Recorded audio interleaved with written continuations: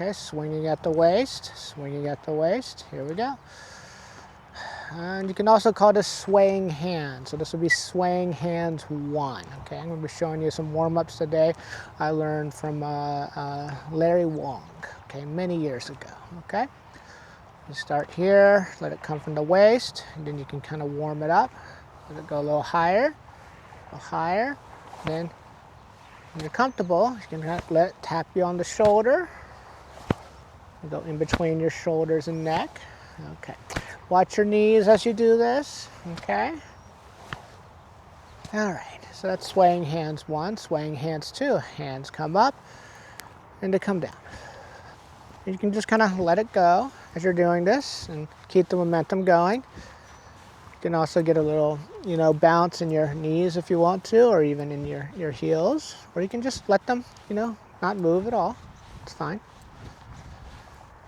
Okay.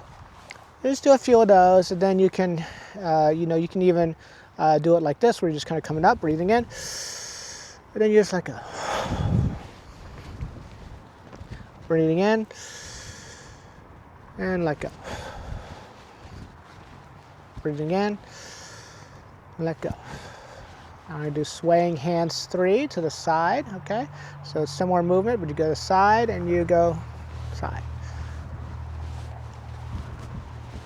Okay, you can breathe as you do this. You breathe in and out, in and out, in and out, in and out.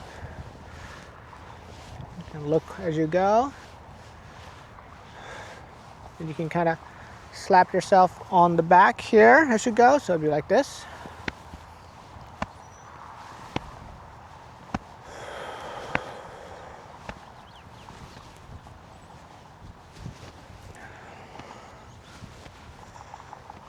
Okay, then we convert swaying hands 3 to more of a circle hand. So circle hands, go circle, up, down, and around. Go to the other side, then we circle back. Go up, down, and around. Coming up, and down,